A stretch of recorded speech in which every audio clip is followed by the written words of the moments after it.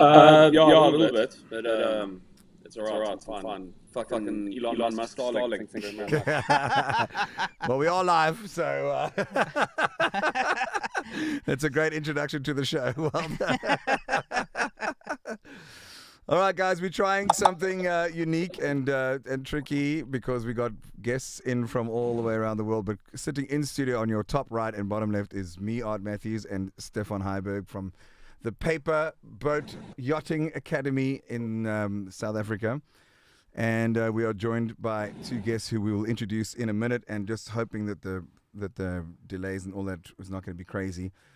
Because we had a bit of a problem with Arno and Ross the last time. But the point of tonight is to try and demystify some of the things about sailing, because a lot of kids are getting into it, and rightfully so. It is a fantastic career opportunity, but they're often not always led on the right path to the right success. And I, for one, can attest to the fact that what Stefan's been doing on board my boat, the Impossible Machine, is fantastic. We've had wonderful results from it, and if ever there was a boat that was worthy of doing a boot camp, it's the Impossible Machine. Absolutely. And so we've been checking out the progress on that, and I think the point of tonight is, if we don't have too many technical glitches, is to just also hear it from a bunch of different people from around the world. So, Stefan, why don't you take over and introduce our guests? 100%. Thank you so much, guys. I started the Let's Talk Yachting podcast about 2.5 years ago, and I've always had quite the audience, but I know that tonight we have the biggest audience yet. So I just want to say thank you to myself, because it seems like everybody signed in because of my face. But I also have Ard Matthews with me in the studio today. So I believe I'm a little bit tongue-in-cheek there and cheeky, but it's nice to have my friend and my business partner, Ard Matthews, on the show with me tonight with the Let's Talk Yachting. And I think the whole concept of tonight's show is to talk about the yachting industry as a whole. I've roped in myself, of course, Ard Matthews, and Adi, who is a captain that's been in the industry for years. And what I really want to do is I want to set something straight in the yachting industry. The yachting industry is an absolutely beautiful career path for a lot of people and young people, but I believe there's a lot of expectations that needs to be set straight. And so tonight we're not going to beat around the bush. We're not going to talk bullshit, and we're going to say what it is. And some people might like it, and some people might not. And so with that introduction, I think let's get just right into it. And I think Adi is a captain in the Bahamas. If you'd introduce yourself, and then I'm going to ask you some questions after that. Yeah, how's it? So I started yachting in 2008. I left high school, became a commercial fisherman, and didn't like the smell of it. So a buddy of mine told me about yachting, and I thought I'd give it a go. Spent 3-4 years as a deckhand, working up to kind of bosun. Then I shifted gears, kind of went more towards the engineering side of things, pushed really hard, spent a lot of money on courses, and became a commercial engineer, getting the White Force certification. Then kind of got bored of captains not doing their job properly. Thought I could do it myself. Took myself back to school and got my 500 time license and my Off the Watch 3000. Been running boats for about 8 years now, 9 years. Ran a charter boat where we would do dual seasons, so Caribbean and Mediterranean. We did 36 weeks of charter a year on that boat. That's including Atlantic crossings. That's fun. That's incredible. I mean, do you even feel your feet after that? I mean, charter is absolutely... No. You don't know, when you do that kind of turnarounds, I mean, we're pulling up to the dock with guests on board to get them off the boat, and the other guests are waiting on the dock with their bags ready. So sorry, I have to interrupt very quickly. I'm so sorry. Moyo and everyone listening is sorry. It's a little thing that's affected us in the past. Give us 1 second. I'm going to try and get rid of this echo. It is plaguing us again. I've heard just some feedback already, so it's cool. Everyone hang tight. I am attending to it. Hold that thought, please, buddy. 1 second. So that Echo. Nee, man. Hoekom nou? Hoekom? We had one job. Well, I did, but I'm not a sound engineer. I'm a muso. So let's see why it's doing that. Yolanda Betricht is always saying, "Great to have you echoing." Chantal. I know. Okay. Sorry. Working on that right now. We know it's echoing. We know. Everyone, calm down. Let's see. Okay, now it's going. Okay. Just give us a bit more of a sound check. Sorry, everyone, guys. We from a dungeon in Hout Bay. Well, I mean, what do you expect, Jack? Just talk a little bit more and see if the echo is gone, and give us comments if the echo is gone. Bravo, Yolanda. Kan jy echo nog hoor daar of is dit beter nou? Well, we won't know unless the guests are talking, Stefan. Oh. All right. Yeah, no. We had. I mean, I've been on charter boats predominantly, running big sailboats, big racing programs, and currently actually getting ready for a charter right now. We're in Nassau in the Bahamas. Boats getting washed, food's being prepared, and we're picking up tomorrow at 2 o'clock. That sounds fantastic. Well, I hope that the echo is a bit better now. Slight echo, they say. I also would like to introduce our other guest here on the show, which will get the opportunity to introduce himself much better a little bit later. But we've got Remu, and he's an ex-deckhand. And Remu, if you would like to do a short introduction, we're going to get to the amazing...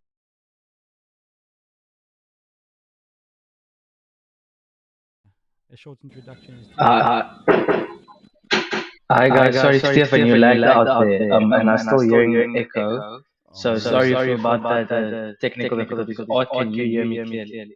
We can hear you clearly on this side, but we just need 1 or 2 more comments. I've tried to enable cancellation. I'm so sorry. We're nearly there, guys. Give us comments if the cancellation and the echoing has worked. This is the problem when you're speaking to people from all around the world.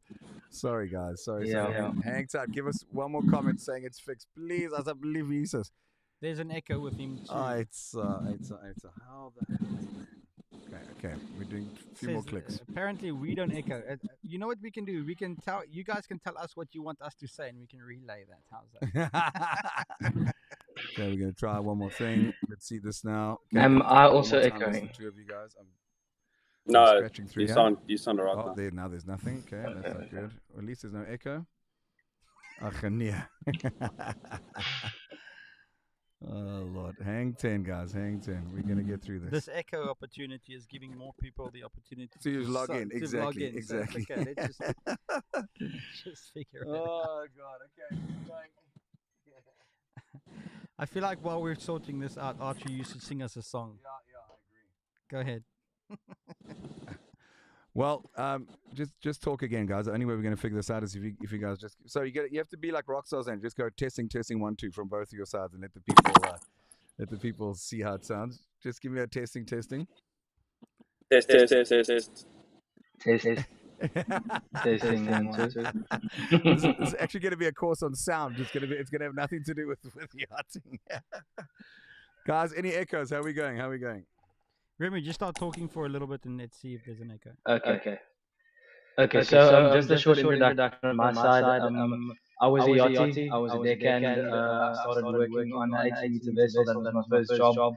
And a bit of background. So I studied for 6 years before that at Stellenbosch University. Got a couple of degrees, and then South Africa being the way it is, I couldn't afford to pay my debt, and I had to go look for other opportunities. Got a job on a yacht, and that sort of financed my debt. And came full circle. Now I'm back giving people advice on how to get there at the lowest possible cost, and also how to manage the finance once I've got a job in the industry.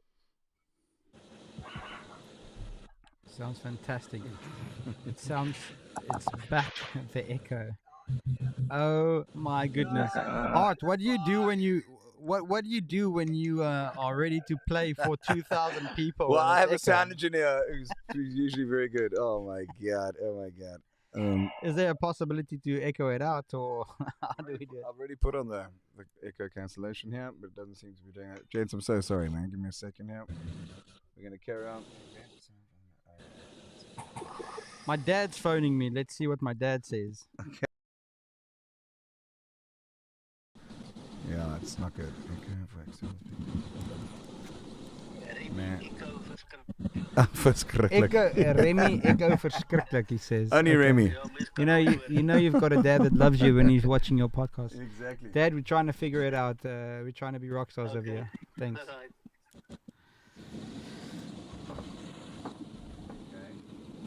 Just give us a second, guys. I mean, while we're waiting and trying to figure it out, it seems like Art plays a lot. He seems like a DJ right now. There's a lot of buttons that he's pressing.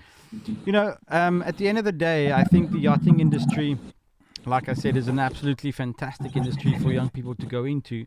I've been in the industry for 10 years and I made it my absolute life mission to help people, assist people to pave their way forward to a successful career. I like to call it the Rolls-Royce option, and I like to partner with people that have the same mindset and that has the same type of goal to get people to be successful.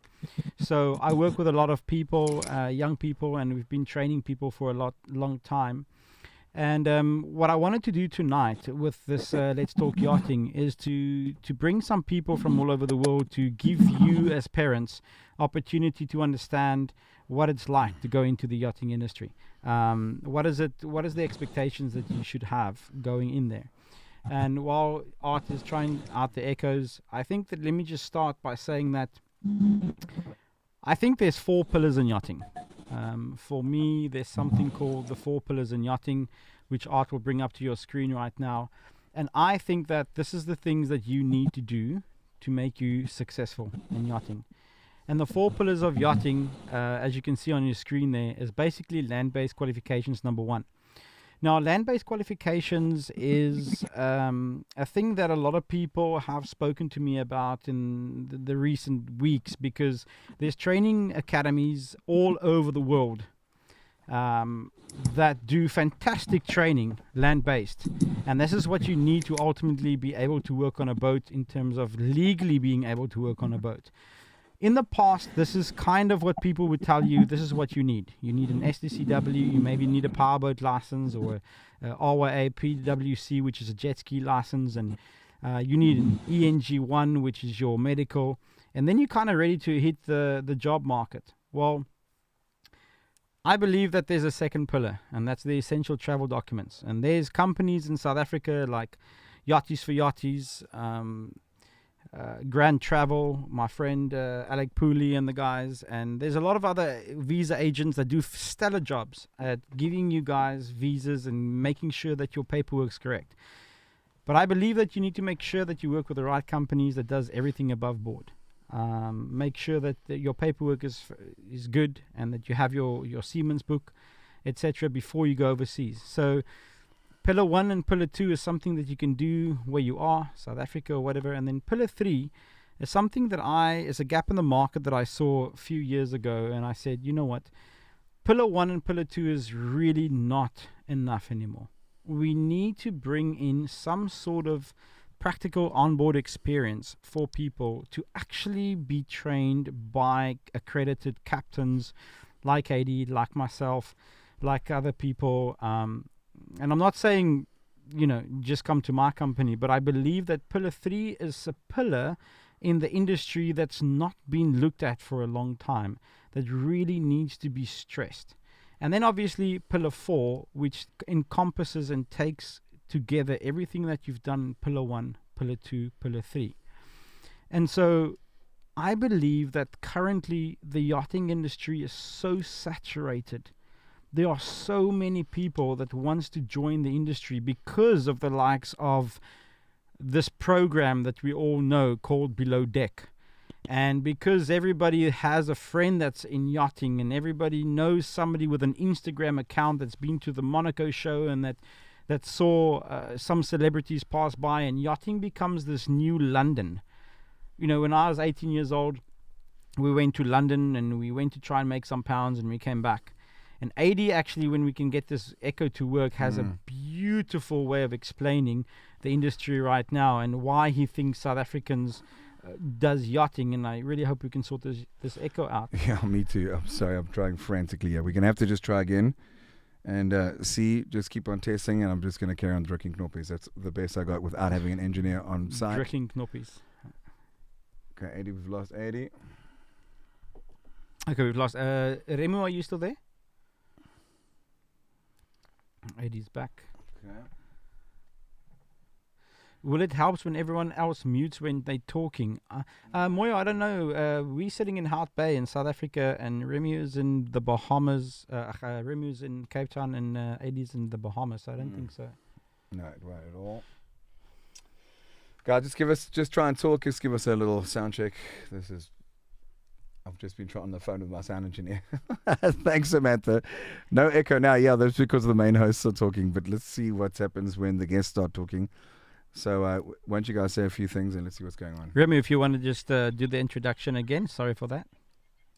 Yeah, so before I start, maybe we can just get an indication of whether or not the echo is still there. That's a good idea. I just spoke to your dad, Stefan, and he said that the echo is still there. Okay, just try now again. Testing 1, 2. All right, let us know in the comments if you can still hear that. Okay, as soon as we have an indication, I'll do the introduction again. Dude, I don't know. This is crazy. I'm so sorry, man. I thought if we muted us, it'll help. No echo. Brad says there's no echo. Okay, Brad. so then that. Okay, so let's go. So yeah, just the introduction on my side. My name is Remy Milan. I used to be. I just stop you there. Okay. I just want to say that my nerves went through the roof, but now I'm happy again. No, we're good. Okay, but I figured out that I have to manually mute here when you talk, so it's going to be a bit of. This is a bit of a workaround, but that's all. That's like yachting, so we should be good. Oh Lord, cool. Eddie, your stewardess phoning you. Okay. For those of you that I'm pretty sure. Okay, Alec Pooley says all good. No to go, gents. Okay. Yeah. I think let's start from the top again, if you don't mind, Eddie. If you don't mind starting again and just giving us a quick. Why are you here? And I think he's one of the most influential captains I've met online. I don't know him personally, but I just invited him to be on the show.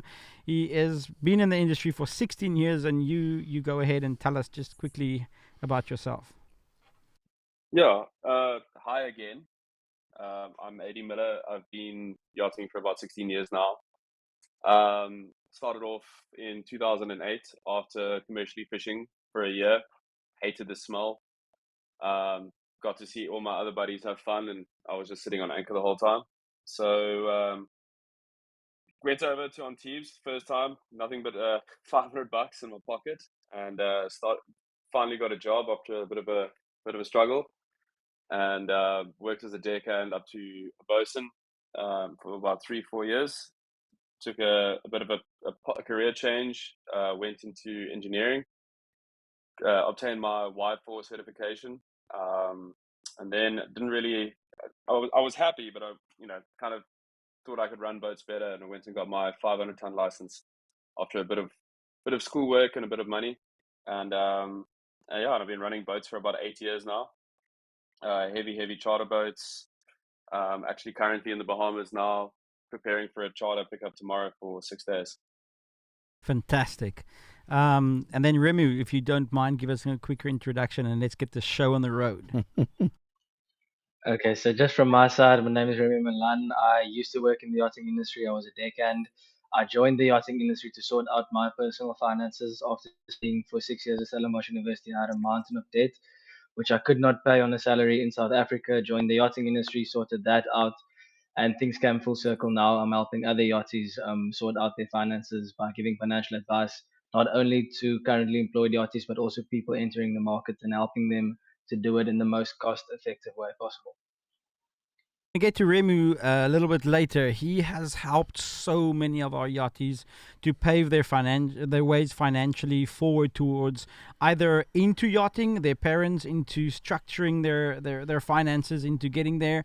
And he's going to tell us a little bit about that a little bit later. And I'm very, very excited about him joining us because that's a question that we get a lot. Like, how do I enter it? How do I structure my finances? I need a little bit of a access facility to cash. I need to know whether I'm covered, and I need to know how to invest when I've actually made the millions. So before I get to Ard Matthews and about his training boat and the impossible machine that we use in Pillar 3 that you guys saw earlier, I'd actually like to ask a little bit of difficult questions here tonight. And AD, I think that's why I got you on the show. I'm going to ask you some really, really difficult questions, and I'd like you to be honest as much as you can without swearing. Is this industry a bubble? Is it oversaturated? Is it really still worth it? Is it something that young people still needs to pursue? Give me the good, the bad, and the ugly. You're on the ground, as am I, but give it to me. Yeah, Stefan, I think it is incredibly oversaturated, but yes, I still think it is a very lucrative industry to be involved in. I think that you know it comes down to getting positions, right? There's only a handful of positions available every year. Yes, there are new boats being built as we speak, being launched every single day, but there are still only a handful of positions available. So, say for example, I mean, I saw something online earlier this week about there was only about 1,200 positions available, and there was over 7,000 people applying for those 1,000 positions. So the market is incredibly saturated. Um, and but I mean, there's still people walking off docks green as the grass and walking onto fantastic boats that stay on 5, 6, 7 years. I mean, my first job I stayed on for 4 years. So there's still positions out there. It's still a lucrative industry to be involved in. I mean, I've seen my peers, colleagues of mine, people that I started in the industry with, buying their third, fourth house now.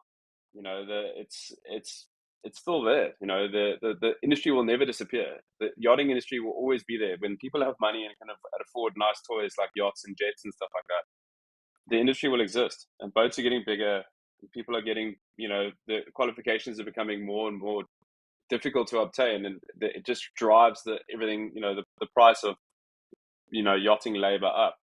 So yeah, it's an incredibly lucrative industry to be involved in. On that point, AD, I was the captain for a French guy in Corsica, and he said to me that he's involved in AI. And I said to him, AI, what is that? Now this is years ago.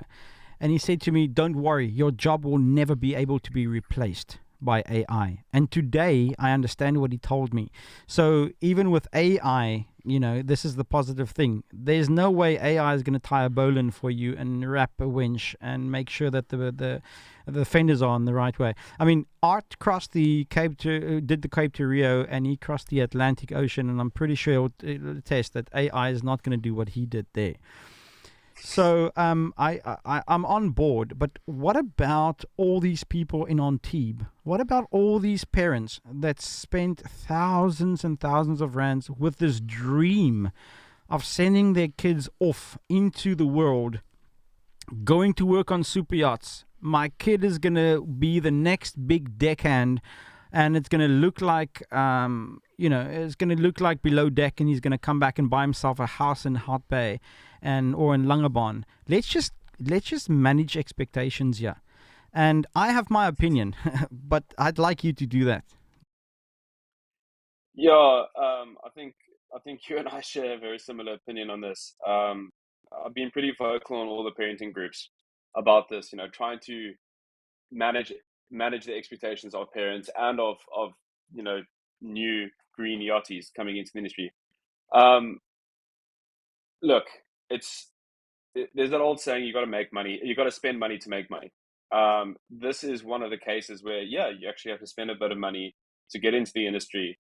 But I think that a large percentage of these schools, I won't name any, but a large percentage of these schools in South Africa are robbing you. There are some fantastic schools out there. There are, great training programs. But I mean, when I started years ago, years and years ago, I did my day skippers course, and there was 30,000 rand. I've seen some of the courses that are going up now, which it's astronomical. I mean, I met a kid the other day who was looking for a job. I tried to help him out, but he had spent over 180,000 rand on separate courses, before he had even flown out of the country. So, I mean, these schools that are saying, come to our school, we'll give you all these certificates, some that aren't even real certificates. I can create a course of, picking your nose 101 and give you a certificate for it, but it doesn't mean anything. But, and these kids are getting all these certificates, and they're sending their CVs with all these bogus courses that they've completed, and it's not transferable to a real yacht life. So, I mean, obviously, SCCW is a given. You won't be allowed on a boat to walk onto the deck without an SCCW in your hand and the EG1 medical certificate completed. They wouldn't let you even look at a tender unless you have a powerboat level 2 or Ribmaster or whatever you're required to have. So obviously, as in your first pillar, I think you can't do anything without those. And then, yes, you can get like a barista course and a cocktail course and all that stuff. But at what stage is it, transferable? No boat. Every boat Ask you a uses question. an espresso machine. Okay, Eddie, can I ask you a question? I'm gonna be very bold now, and I might get hate mail tomorrow. Have you ever hired a deckhand because you've done a barista course? No. Never. I'm sorry. Never. All the schools, they tomorrow gonna say, did you see that podcast with Stephen Ard Matthews? And did you see that comment? I see these bells and whistles that I call bells and whistles, and I was a captain on the boats, and so is AD, and so is a lot of my friends, and I don't think I've ever seen somebody being hired because they did a mixology course or a barista course. I know it's bells and whistles, and I know it's good to have, and this is not to say that the schools are selling the wrong things. Maybe they are. I don't know. I'm trying to get to what is necessary and what's the Rolls-Royce option and what is it that parents need to know. And I think that's the conversation that we need to have on this podcast. This podcast was always, the truth about the industry, because you phone different people that have 4 or 5 different opinions, and doesn't mean that my opinion is the right one. But AD, I agree with you. I think that what we need to do here is what we need to establish is what is it that needs to be done to create a possible success. And that's where I came up with the 4 pillars of yachting. I believe that only 2 pillars existed before. So, AD, I'd like you to tell me at this point, what does it look like being a yachty? How do you prepare yourself for being a yachty? And you and I had a conversation this afternoon for the first time ever. I said, AD, let's just have a chat before I invite you on.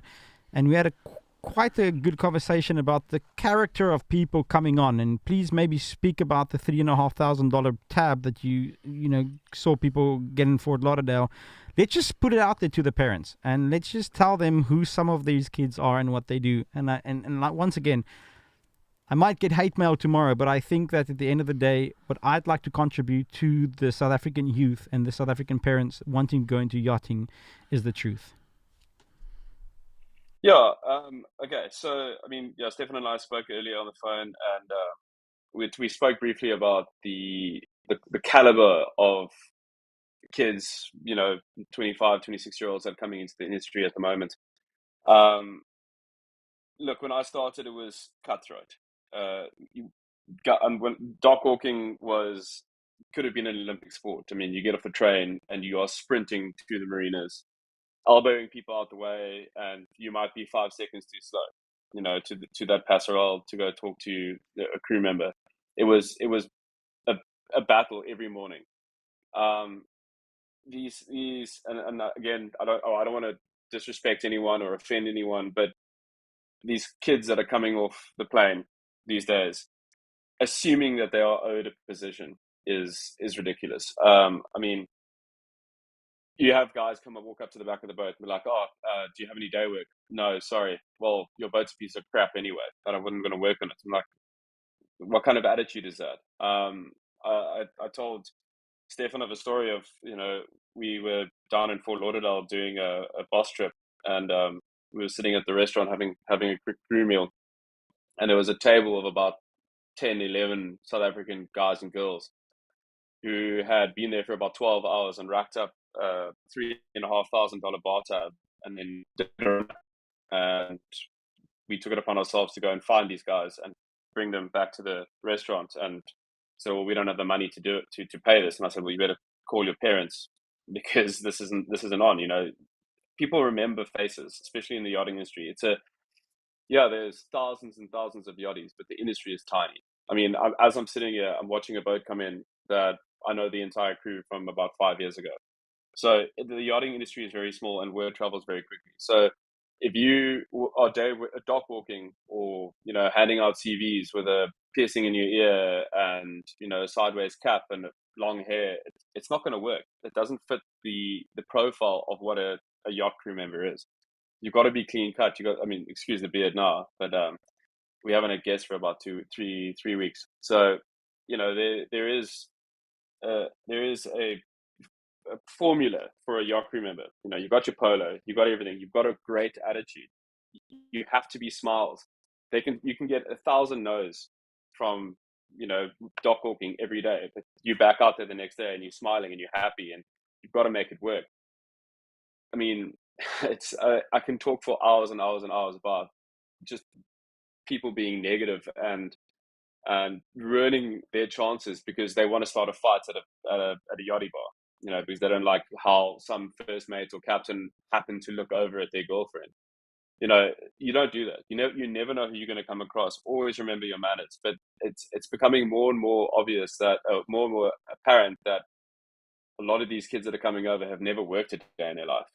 They've never had to, buy their own toilet paper, never had to buy their own toothpaste. They've never really cared about anything because, mom and dad will get it, So I don't know, like it's probably going to go into one of your next things that you want to talk about. But, before coming into yachting, have some experience, have some life experience. I mean, I only hire South Africans. I only hire South Africans because I like the way that we have work ethic. I like that we can talk Afrikaans on the boat. We don't want guests to hear us, and that we have the same mentality and the same way that we brought up, and we're all going to go and watch the rugby on the weekend, kind of thing. But these new kids that are coming in, these 18, 19-year-olds that, mom was wiping their bum a couple of weeks ago, and now they kind of want to work on a multi-million-dollar yacht. Is something needs to happen, guys. They need to have some kind of life experience. Go work in a coffee shop, go do something. Just get something before you come over. Well, that's why Paperboat Yacht Academy was formed, and I don't mean to push my own business, but I am, because I'm proud of it, and Ard Matthews is part of it. And maybe we'll go over into the practical side of things, because I believe that, you can do all the land-based qualifications you want. We spoke to something called Zero to Hero. You can go and buy yourself the opportunity to have a Yachtmaster ticket in hand. That'll cost you, I don't know, $6,000 or whatever. But I mean, I've put those people on our yacht, and they really don't know much more than people that don't have a Yachtmaster. So I'd like to now speak to Art about something very beautiful called the Impossible Machine, which is not just for this podcast, but for everybody to hear, and his legacy that he's leaving behind with the Paperboat Yacht Academy. And Art is obviously one of the iconic South African singers, and decided to become Captain Underpants, and so we met. So Art, tell us about how the Impossible Machine became part of your life and what she's doing now. Bro, I'm not even going to go into how it happened. It's just that it happened. Okay, so we I mean, these things just happen, right? Boats happen. Because this could also be a financial advice program, which don't buy a boat. Being a musician is a bad decision in the first place, and then being a muso with a boat is a shocker. So, but we're very fortunate that it ended up the way it was. This quick history about the boat. She was built in 1966 by the SA Navy as a student training vessel. And we're going to skip all the reasons as to why she, was brought into my life. But what I can tell you, just to also cut to the chase, because this is certainly not about me at all. What I can tell, this is for parents and for the business of sailing, and of course for our business now, of which I am happy to be a part of, and to have these legends here to also just share their insight. What I want to cut to the chase of is that if I, Ard Matthews, if I got the boat all the way to the Caribbean, even though I did intend setting out on the Cape to Rio, and we had issues, but it's called sailing. Everything happens all the time. Doesn't matter how expensive or how good you think your boat is. things happened. We had to withdraw. We had to pivot. We had to sort things out, and we ended up going double the distance of the race, and we ended in the Caribbean, only to be picked up by people who have been watching the race, such as yourself. So that's testament to the beauty of her and her integrity. She is a lot of hard work. There's a reason why it's called the boot camp. It couldn't be a better program for kids. And just to go back to the point, is that we do need what Eddie was saying, is that we need kids to have proper grounding and proper training. So to answer Antoinette's question, and I'll just quickly put it onto the broadcast, she said we need a paperboat essay for more hands-on training. I completely agree and understand, and that would be nice. But I tell you what, the experience that you'll get in the 10 days or the 8 days that the course is on the Impossible Machine is something that, especially these kids who we're aware of them, and there's no judging, because it's actually a beautiful thing when kids, when parents, that they do overcompensate. Some of them being single parents, they overcompensate, and they are raising kids who expect a lot, and they have been hand-fed up until the day they leave the house. But I tell you, if you want your kid to grow in years, yes, it might be nice to have a local course, but you get the kids onto the Impossible Machine or any one of the other vessels, and you just go through this camp. It's basically the equivalent of the military training, which a lot of kids of today would never get. So Right. It really did shape a lot of kids growing up doing that. It was a bit extreme, obviously, doing the military, but that's how I equate. And what I can just tell you is, being the owner of the Impossible Machine, is that she's a solid boat. She's big, and if you really want to cut your teeth on a vessel, this is one of them. But completely to your point, AD, is that a lot of the kids are leaving here just expecting, being on a an expensive Russian yacht, and they can just go and do whatever they want to do. But you need to know exactly what Stefan was saying, how to tie bowlines, and how to feed a winch, and so how to load a winch, and she doesn't have any self-tailing winches at all, so you have to do it all manually. The overwraps happen before you put one wrap on. It's overwrapped. Right. So those are things that you have fantastic experience on her in particular.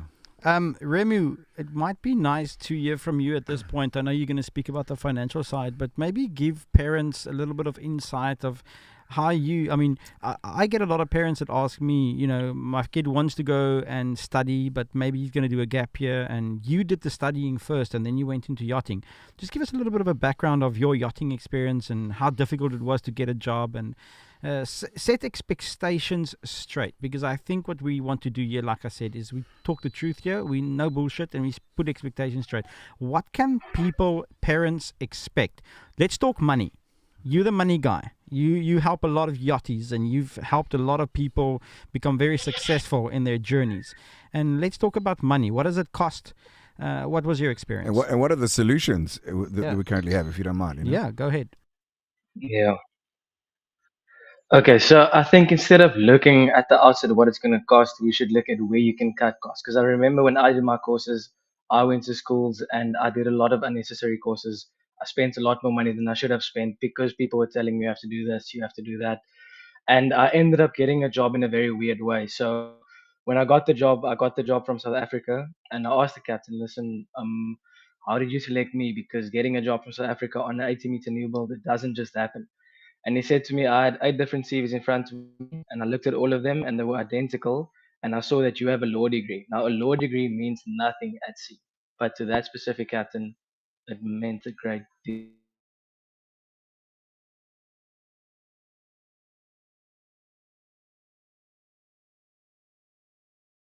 It's okay. Just hang 10. Come on, Elon. Hold on, I got a song for you. Elon Musk, bring us back. I just did my debut with Ard Matthews, everybody. What a duo. Oh, we've lost him. Okay, we're back to 80, buddy. He's gonna go. So 80, let's talk about what you think is the shortest option for parents and people wanting to get into the industry. We're going to get to people that's in the industry already, and we're going to carve out some great solutions, B1, B2 visas, Schengen visas, all that. 80, what do you need to get into this industry? All right. So to get into the industry, your SECW, that's your firefighting, your personal survival techniques, your first aid at sea, designated security duties. It's a given. SECW, Manila Convention 2010. as I said, you won't be able to step foot on a yacht without that. I don't know what the price is going for in South Africa at the moment. I've been doing mine overseas for the last couple of years, but you have to have it. Then obviously your medical, you can do a SAMSA. AD, we've got people from all over the world phoning in, so not just South Africa, but like STCWs, that's the thing. Yeah. And then your medical, you can do your NG1, or there's so many MCA approved doctors for that. That's just to be able to even be looked at for a position on a yacht. Transferable skills as well. Hey, you worked on a fishing boat for a little bit, or did some tuna charters, or anything like that. That's all really good, but hands-on stuff. If you're in South Africa and you're in Cape Town, go down to Royal Cape Yacht Club on a Wednesday night. They have their night, the Wednesday night sailing club races kind of thing. Go offer your services. Go jump on a boat. Anything that is transferable will help you. Literally anything. Go Hout Bay. Go work on the Naughty Cats for a little bit. There's so many things that you can do that work as transferable skills. Go work in a lodge. Go work in a hotel. There's so many things that would just bolster your CV when it lands on the captain's desk. I mean, I was actually telling Stefan, I've had quite a tough time with crew recently, hiring and firing, and their CV looks fantastic, but then their attitude when they get here is horrendous. And I've started kind of leaning towards more green crew and more inexperienced crew if they have something behind them. My current stewardess, and I'm sure we'll get to this later, my current stewardess had never worked on a boat in her life before, but she has fantastic transferable skills, hair, makeup. She's a masseuse. So, I could make it all work. And she's still with us, and she's fantastic. And then I found out later that she actually came through the Paperboat Academy. Fantastic. Well, the Paperboat Yacht Academy, it seems like, has made quite a name. There is somebody on this chat that is trying to piggyback on us, and shall we just head on, speak to them? Lee Vegotini, that's the people in a place in South Africa, and if you guys want to contact me, I'll tell you why I don't think that is the right way to go. But let's not get negative here today. Let's go to the positive side. Remy, you back, and let's carry on with what you were to say. Yeah, sorry I got kicked out, but I want to latch on to what Adi was saying there, in terms of how I got a job and my journey from there onwards. So I got a job completely green, no experience. And like I said, I got a job because the captain liked that I had a law degree. I remember he phoned me and he said, listen, I see you have this qualification. I said, yes. He says, okay, you've got the job. And anyway, I resigned 3 times while I was on the boat. And every time they said, we're not letting you go. And there were deckhands that was way ahead of me, much more experienced, much better. We had a guy that was fantastic. He ended up getting fired because his attitude wasn't good. And eventually I left the boat because of the war breaking out. The owner was Russian, so we couldn't go anywhere. And I remember the captain saying to me that even though you lacked all the experience, even though you didn't know as much as the other guys, the reason we held on to you and let them go was because you were willing to listen to us. When we told you to do something, you did it exactly the way we wanted it, and you didn't ask questions. You just kept your head down. You did what you had to do, and that's what they were looking for. And getting back to your original question about what's it going to cost you, I think you should look at what do you need to do to get the right qualification, the right mindset, and probably some experience before you get there. So you could go out, like you said earlier, you can go do the 0 to 0 yacht master. You can rock up there with the yacht master, not knowing a sail from a capstan, and then they have to teach you anything in any case. But or you can do something like the Paperboat Yacht Academy, where you at least get a bit of hands-on experience and get to know what yachting is about. And then obviously the basics, like you said in your 4 pillars, you're looking at least doing the powerboat, at least doing your PWC. Obviously you have to do the medical, the ENG1, and then the SCCW. But together with that, the total cost, just to come full circle and answer your question, I'd say somewhere in the range of between 80,000 and 100,000 max. You shouldn't spend more than that. Maybe a little bit more for accommodation. These days it is getting expensive to stay in crew houses. And if you're going to the likes of the south of France, Antibes, it's very flooded. The longer you stay there, obviously, the better your chances are of getting a job, together with the right attitude and mindset. But I would say probably 100,000 rand, but you can push it up a little bit more to improve your chances of success. I'd like to answer Karen Bell Thompson. She says the problem is that agencies don't even help the greenies anymore. They say my daughter's CV is wonderful, but she doesn't have a season's experience. That's hard to get when no one wants to help. So this is the actual problem in the yachting industry: the chicken or the egg.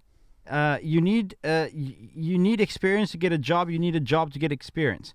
So that's why people like Paperboat Yacht Academy, I think, started. But people also say, like, but that's not a whole season. Let's talk to 80. Like, 80, you've employed some of my people and you've placed some of my people. I wish it wasn't my company, because I'd like to speak about it as a option, as a strategy. I saw the gap in the market and I filled that because no one else wanted to do that. And I thought, right, this is a great opportunity, and Art and myself is filling that gap in the market. But do you think that 8 days training on board a training vessel with captains and stewardesses is enough? And 80, please tell me in front of the whole world, Steph, you need to do it more. You need to be longer. You do it wrong, and I'm happy to say, let's try and work out something better. The only thing that I thought of doing is, let's do an 8-day boot camp. I'm a qualified captain. Let's show these people what to do. Let's give them a reference letter and a CV. And I don't want to sell my program. I want you to actually shoot it down. Tell me if I can do it better, or tell me if I'm doing it good enough. And you're not briefed on this. In the beginning, to be honest, I was like, look, here comes another clown with an idea to scam some kids. And then I actually looked into the program before I hired anyone from your program or anything like that. And I think that it's actually a great idea. You know, you said there's people trying to piggyback on your idea, and I think there's actually nowhere else that really does hands-on experience like that. Yeah, okay, cool. Like, you can go for an afternoon and go wash a boat in the Vienna waterfront. That's one thing. It's actually live the life, be on the boat, and experience things firsthand, sharing a cabin with somebody. Your chummy from school, sharing your bedroom when you go out jolling, that's one thing. But living the space with someone, sharing a bathroom with 5 people, that's a big thing.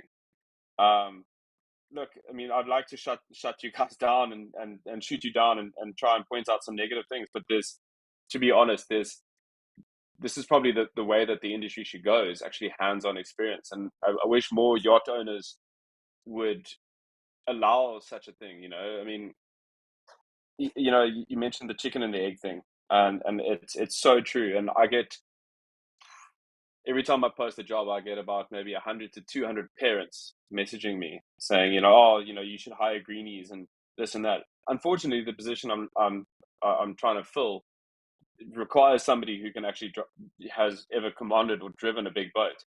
But I would love to help every greenie that comes across me, and every parent. Please help them. But going back to what your question was, is the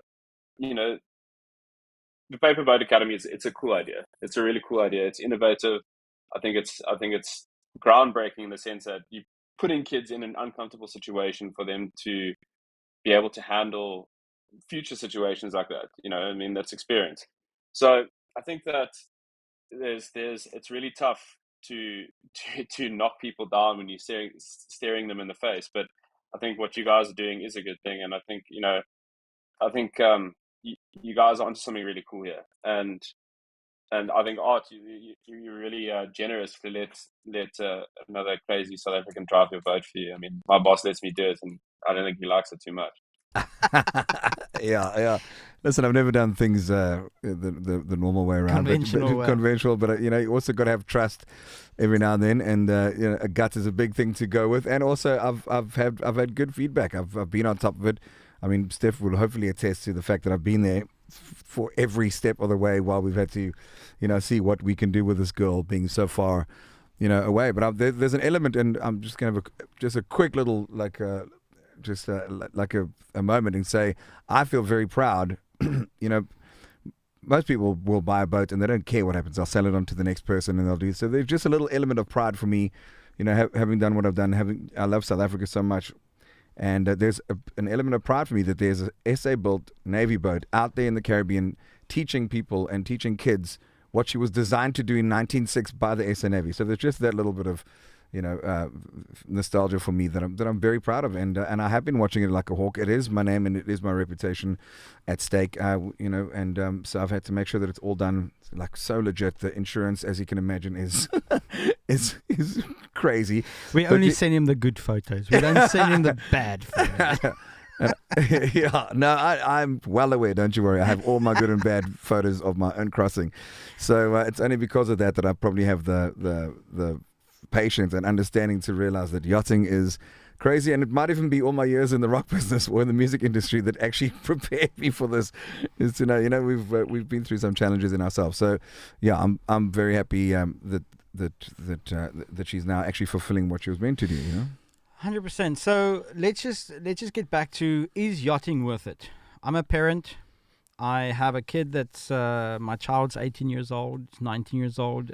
They said that they watched Below Deck. They heard about Paperboat Yacht Academy, Yachties for Yachties, blah, blah, blah, blah. SISA, SITA, PYT, all the sailing schools, and I want to go do it. Is it really still worth it? Like, if I had a son now that's 18, 19 years old, and I didn't have the contacts that I had in this industry, would I still send my child into the yachting industry? And if I was going to, what route would I take? And maybe we should all collectively speak about that, because I think at the end of the day, that's what parents want to hear. Like, they're spending a lot of money. And I know that we say that parents contact us, my kid is the best and he's the fastest and he's the most beautiful and please find him a job. And I get very irritated with parents sending me their kids' CVs, and I go, the child should be sending it to me or the kid should be sending it to me. But at the end of the day, the financial responsibility lies with the parents. And it is a tough thing for parents to do, to spend all this money to send their children offshore. And gentlemen, let's just be real with each other. Is it really worth it? I mean, I have a company in this industry. I make money in this industry, but let's just talk about it. Is it still worth it? Should you send your child off to do yachting? Remy, what do you think? Stefan, I think yes, and I'm going to tell you why. So, going back to my background pre-yachting, I studied for 6 years. We worked out it's about 120,000 Rand per year to study at a place like Stellenbosch or maybe UCT. I'm not sure about the other universities, but for us it was conservatively 120,000 Rand. So my total cost over my studying was far beyond 500,000 Rand, right? And my first job I got paid 8,000 Rand a month. So at that point, I couldn't afford to repay my student debts. I had to finance it myself, and I literally couldn't afford to do my job, which I studied for 6 years. I walked out with a degree in economics and a law degree, thinking that the world's my oyster. I'm going to go out there and do whatever I want. And I ended up getting a job that literally forced me out of it. So I was out there looking for options, and I decided to join the yachting industry. So at that point, I did the bare minimum. I sold everything. I scraped together some money, and I did a bunch of courses. And within the first month of working on a yacht, I was earning close to my yearly salary that I was earning in South Africa within 1 month, right? So whether or not it's worth it, it's gonna be determined by what do you see as your future in yachting or land based, right? If you want to be a yachting captain like AD or yourself, financially there's not going to be many jobs that's going to pay similar salaries. If you're a guy just looking to get rid of some debt or maybe buy a bunch of assets, maybe you buy a bunch of houses or flats, you pay them off and you get a rental income, that's great. There's not a lot of land based jobs that's going to be able to afford you that ability between the ages of 25 to 35, maybe 40. So now getting back to the original question of whether it's worth it. If you're looking at mainstream education, like you assume that a guy with a degree in economics and a law degree, he's going to get a great job and he'll be able to live a fantastic life. That's not the case. So going into the yachting industry, it's not going to be, you're not just going to rock up there and get a job. Like Adi said, unfortunately, there are guys out there now that think that they can just walk up to a boat and get a job. That's not the way it works. it's still a risk you're gonna have to take. But I would say that if I was 19 years old now, 20 years old now, knowing what I know now, I'd be willing to take that risk and say that, listen, if I lose everything that I've spent on courses, on preparation, it's fine. At least I took a shot at it, because if I do get it, that's going to set me up far better than anything else that I could have done on land.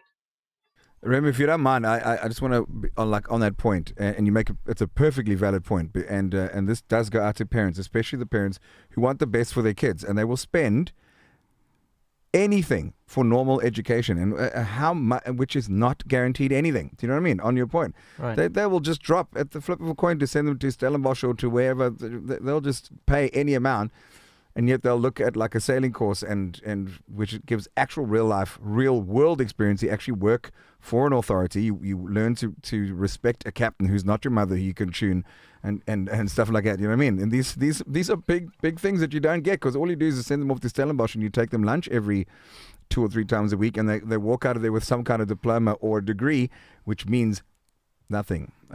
So just on that point, and I am going to drive this to the parents out there, and it's unfortunate because a lot of them, they still don't place, but that is also up to the individual and the student who took what they would out of the course, and it's back to 80's point as well. It's like you present yourself beautifully and respectfully. This is all about respect. These are life lessons. This what gets you through and helps you find favor with people as you move along in your life. But I don't know if there's a better course or a better vocation to try and do that with the chance of being placed correctly if you have the correct attitude. Art, I can't agree with you more. I've been to amazing places. I speak 5 languages. I've been to places and I've seen faces, and I've sat around tables with people that I would have never sat around if it wasn't for yachting. I've seen people earn the amounts of money that you cannot even fathom. I've seen so many positive, beautiful things in this industry. But I have to tell you that parents need to be real about their kids, and you need to understand your kid's personality profile, and you need to really know that is this for him or not. I see people sending their children to me for 8 days, and I respectfully see that this child or this young adult is really not for the yachting industry. They should be an artist, or they should be somebody doing something completely different. And you cannot point fingers at the SISEs and the sighters and the training facilities in South Africa that does a fantastic, stellar job. One of my friends, Brett Nasi, has a chef school that does extremely fantastic work. And so do we. But you cannot expect for them to just go through the ranks and be successful, and if they're not, you point fingers back at us. Yeah. And we had that discussion today with a friend of mine, Alec Pooley, and we spoke about the type of people that we get, and sometimes we just go, man, we really don't want to take you, personally, and tell you that we don't want to take your child and pursue what you want us to pursue with him, but know your worth and know what you're capable of, and know. You're not going to send a small guy to be a stit in the rugby team, So just very respectfully saying, make sure that is really what they want to do, because it's a lot of money, and make sure that they do it right. And please do not point fingers at us that try really, really hard to make them successful. Of course, we are a platform that's like pointing a finger at a university when a kid doesn't succeed. I hear that. Stefan, do you mind if I quickly answer a couple of questions that I've seen on the comment section? Sorry, James, thanks for hanging in there and for dealing with this. It's awesome having you there. But so Natasha, I hear your plight. Sorry, that's you can look in the comment section, but you're just saying about your daughter in France, and it's just hard, but at the end of the day, it is a little bit about who you know, but it really boils down to your attitude at the end of the day. And again, I'm going to stipulate again, you can have studied and excelled at the best course or degree in the world that would have cost 10 times more than doing this, and it's not a given. It's not guaranteed. The only difference with the sailing life is you actually walk out of there with some kind of life experience, which is. It's invaluable. Those are things you can't buy for a kid who's being mollycoddled at a university. And then Melody Cohen says, if you want to make it If you want to make a career of it, definitely not worth it. Not just for a gap year. I disagree. I think it's the greatest gap year you can ever give a child. What are you going to send them backpacking on your credit card and doing nothing? All they're going to be doing is getting speeding tickets and getting into trouble, and you're going to be bailing them out of bars. Rather put them on a year. Do you know what I mean? Rather put them on a boat. So I do disagree. It's a valid point. And then Joshua as well. Luck does play a part of it, but it's the harder you work, the luckier you get. Like Gary Player said, the more I practice, the luckier I get, and that's exactly what that is. Just to answer a few of those kind of questions. I hope you guys agree, because you guys are way more into the industry than I am. Yeah. I just think that it is 100% with coming to finding a job. It's 100% right place, right time. Like the way I got my first job, I happened to be walking down a dock. I wasn't even dock walking. It was just after lunchtime, and a deckhand on a 25-meter yacht slipped and broke his ankle. I happened to be standing there. That's how I got my first job. So I've sent out a million CVs. I went to all the career agencies. I used to take chocolate bars and energies if I was out drinking with the career agents the night before, just so that I could kind of weasel my way in dealing with their hangover for them. But I just happened to be in the right place, right time. You get your first job and you sit. If you can stay on a boat for a year, even if it's not the greatest, if the crew don't speak the same language as you, things aren't the greatest. The captain's a bit of an idiot. I mean, I wouldn't want to work for me, but it's literally all the right place, right time. But sorry, I'm just going to carry on answer. I want you to read that question. I'm going to put it on the broadcast and just go. So Karen says, "Are you honest on your course and let the child, the parent, know that they are not cut out for yachting?" I would actually like to know that, Stefan. Tell me what you're telling the kids. Karen Bell Thompson, let me tell you something. Every single person that comes on our course. So the Paperboat Yacht Academy is in the Dominican Republic, and we only have 144 spots this year. That's it. Some training schools will push out 144 people a week. We have 144 people this season. We focus on them, and I tell them, this is not a pay and pass course. I want you to ask any of the kids in South Africa that's done the STCW, ENG1, okay, forget NG1, Powerboat Level 2, PWC, all those things. Ask them how many of their friends failed the courses. I want you to ask them. You come back to me. In my program, I tell people this is not a pay and pass course. It doesn't mean because your mom paid $2,000 for you to be on this program that you're going to pass this. There has been instances that people wanted to sue me because I was not willing to give somebody a reference letter with my signature on it. I will not give somebody, and I make this very public, I will not give somebody a signature of my hand and a reference letter saying that they are ready for the industry if they're not. That's it. I want to say a quick shout out to Michael Robinson. I think that's a perfect answer. You shouldn't, but schools do. They give you a diploma. Look, they can be a lawyer or they can do something. Not a guarantee. So at least that is an honest answer.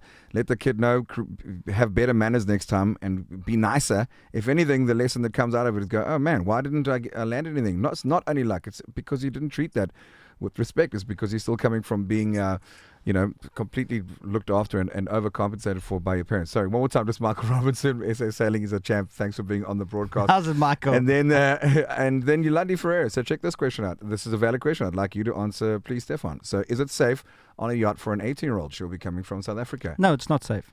That's the honest question. That's why you need proper training, and that's why you need people to show you how to be safe.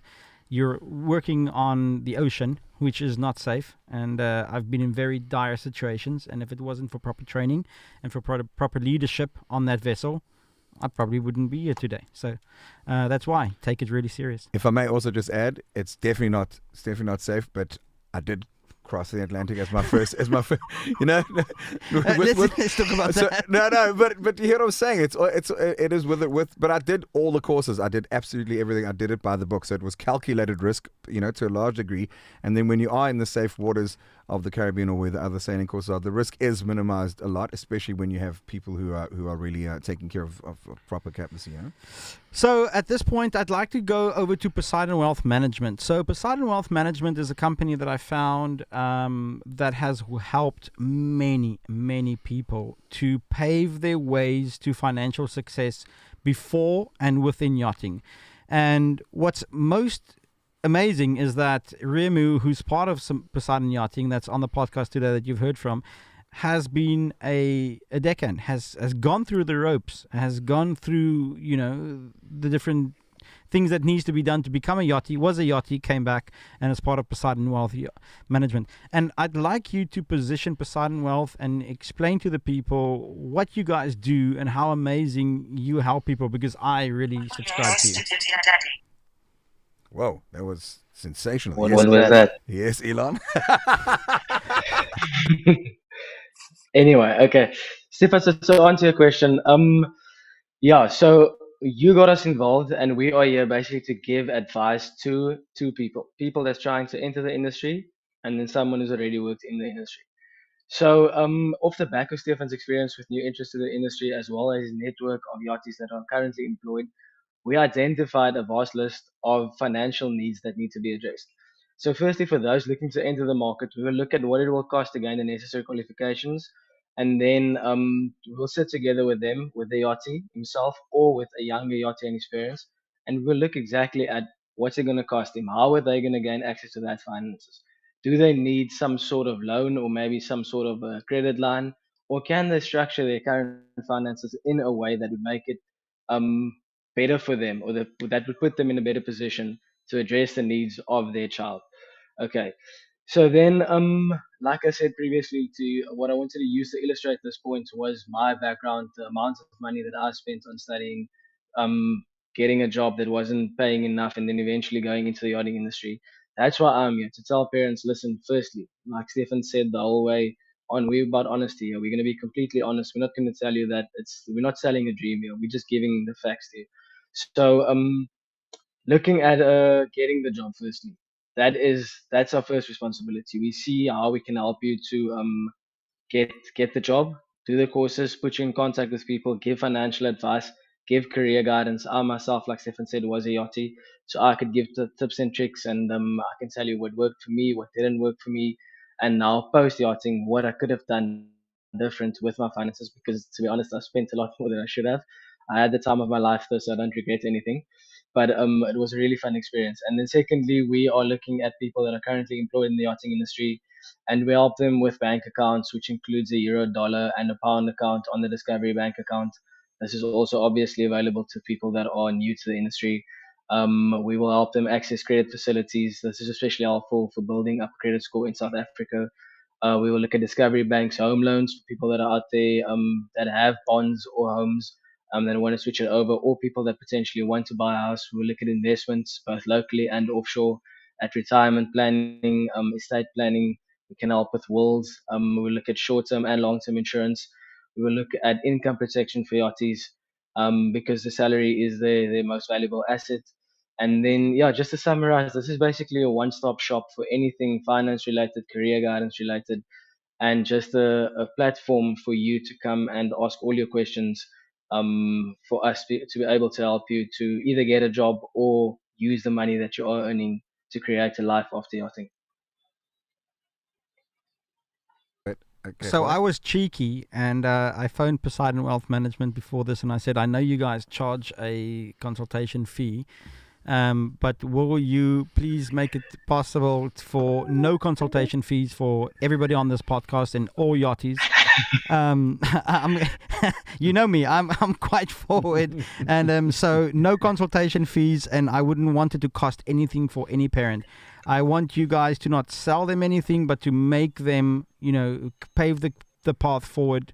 I think something that I've always tried to do, and I've said this many times on this podcast, is I'm honest and I'm forward and I'm no bullshit. And if you guys could please extend that to not only yachting people. Okay, I didn't speak to you about this, but can you please waive all your mainly yachting. Waive your fees. Waive your fees. That's very important that you bring it up. This is completely free. We give free advice. So if you want to come sit and chat about anything, we are there for free. We will set up a consultation. We will offer our services. We've got a team of very experienced advisors. Together with me, we've got 7 people that have worked in the industry for a very long time, that have helped countless people. that's going to be there to give the service to you completely free. I don't know if you spoke to your dad beforehand and he said he's going to charge a fee to put some money into his own pocket. No, I'm joking. But it's completely free. It's completely free. Herman is watching in from Oudtshoorn, and he would be very proud of me asking for it to be free. He's going to phone me and say, "What are you actually doing?" So but honestly, I think to paving your way to success is not just doing the yachting courses, but being able to finance it, and you guys do that fantastically, and that's why I have you on the show tonight. Thank you very much.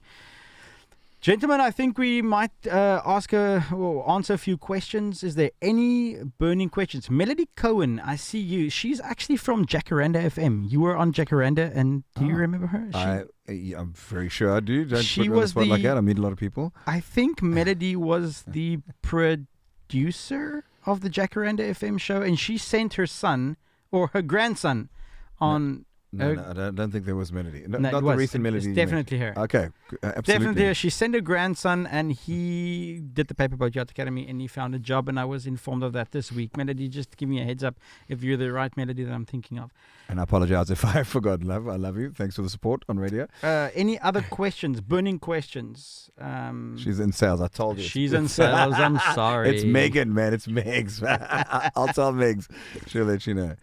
Is that sales SAILS or okay? Cool.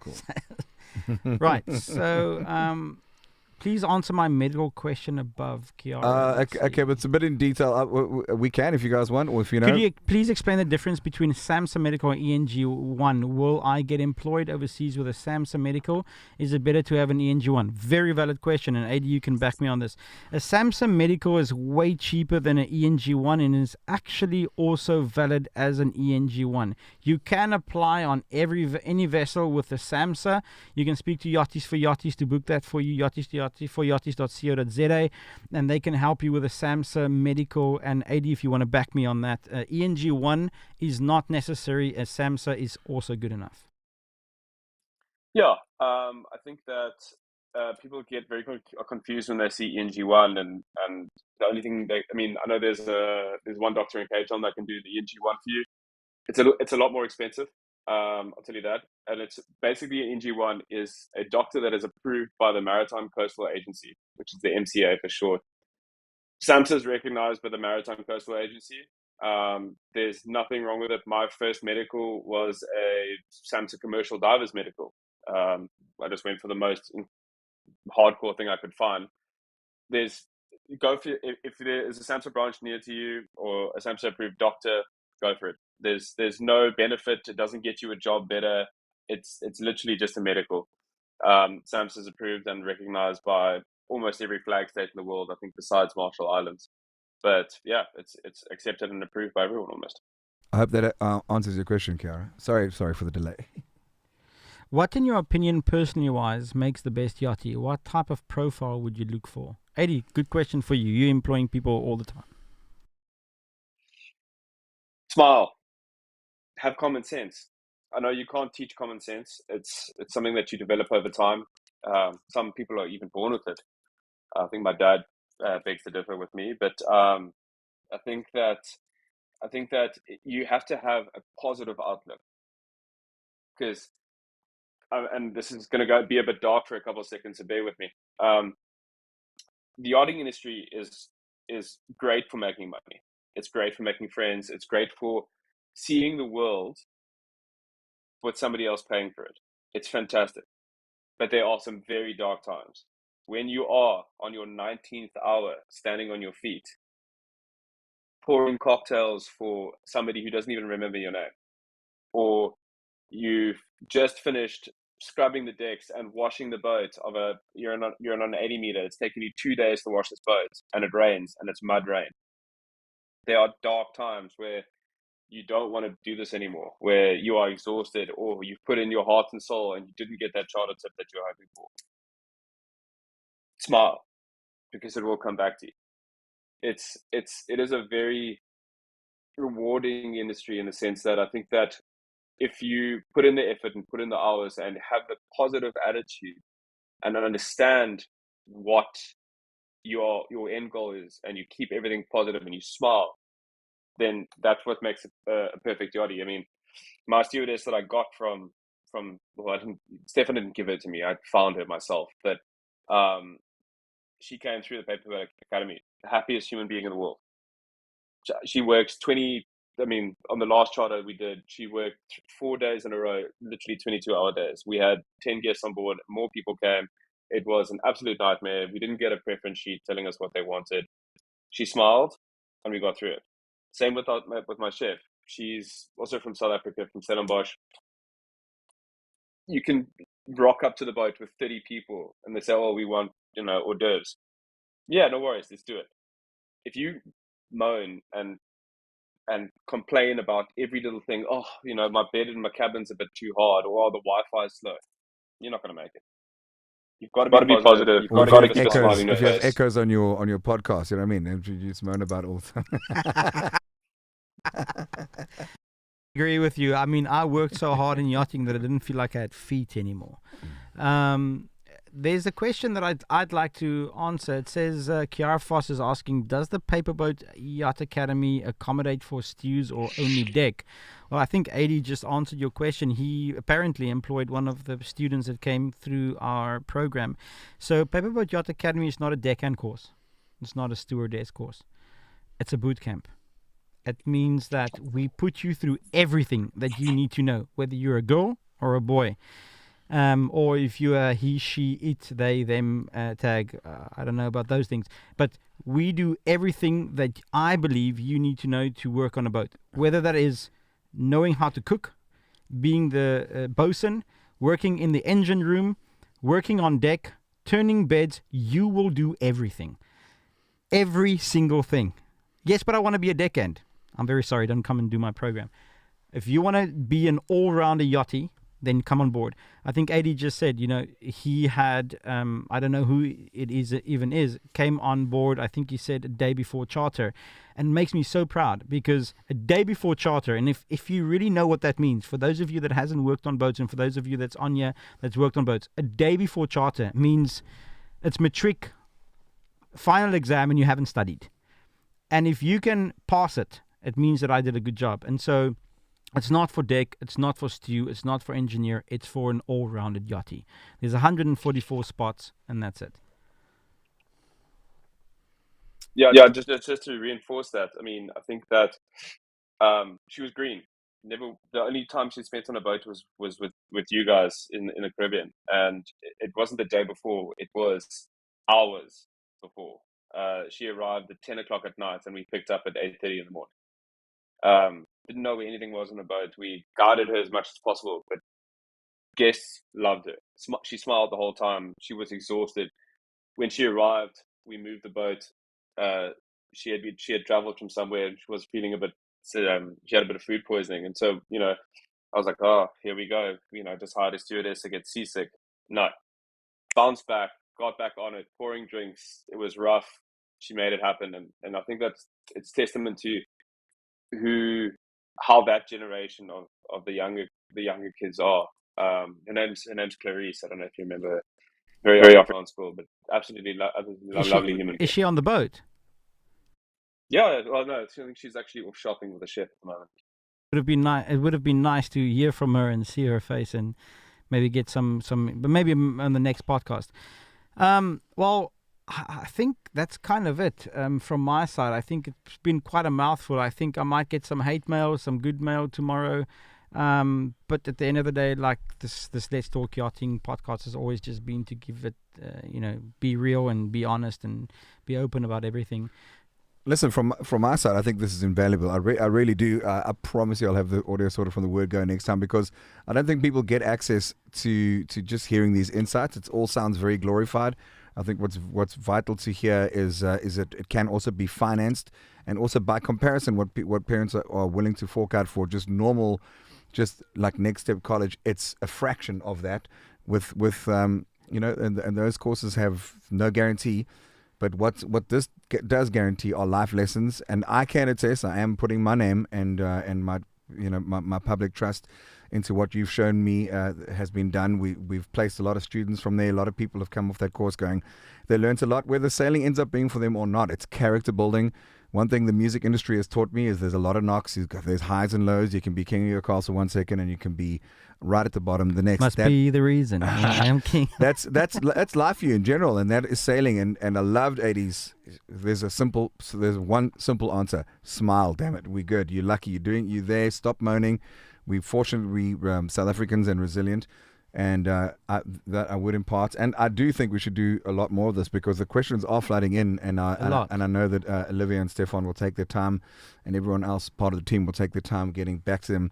I can genuinely tell you guys that this is something that I stand by, not only because they're using my boat, but actually entirely because of that, because I get to see the results. The boat looks beautiful. And there is a genuine reputation. I can't go anywhere. This is not a fly-by-night paper boat. This paper boat is a proper floating business. If anything happens, it's my entire reputation at stake. And so far, so good. It's been a year we've done it. It's no guarantee, but what I can tell you is that what I've seen has been fantastic. I want to thank you, Stefan. Really, it's been amazing. Thank you, my friend. It's been tough. And Adi, thanks for your insights. That's been awesome. I'm sorry about the audio, but hopefully we can do it again. Because I just think the more people can hear about the fact that it's not all glory. It's like the same as being a musician. You know, it's not what it appears. For a brief moment, we're on stage and it looks glorious. Like when you see yachting on below decks and stuff like that, it's not all roses. You have to get down. You have to get in the bilges. You have to start from the bottom. And I do think, having come from the industry, I don't know if there's any better character building out there, and that's my 2 cents on that. Right, so people are asking, where do we get in touch? It's obviously paperboatyachtacademy.com. yachtiesforyachties.co.za is for visas, etc. We'll put all the links in after this. Yeah, we also work with Grand Travel. We've got poseidonwealth.co.za. Yeah, Remy, please pop that into the comments at some stage. We'll put that in there. And I think the last thing I want to say is I would like to actually thank the training centers in South Africa. I'm calling, and I don't know if they're watching or somebody would tell them, SAITA, or PYT, what's the others? I mean, there's a lot of them. They do a great job at getting the people land-based qualifications. But if I can ask something, please manage expectations better. Do not sell a dream.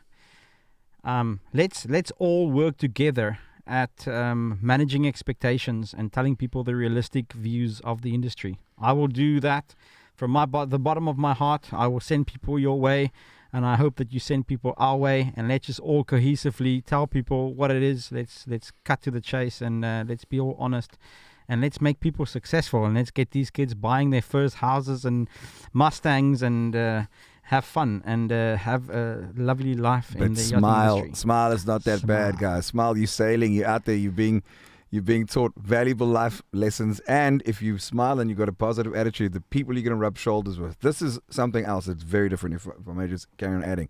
Very different to sending someone to a university. They're only going to meet the people teaching there. On the boats, when you're doing a deckhand, and this also speaks to the people who want a local one, I get it.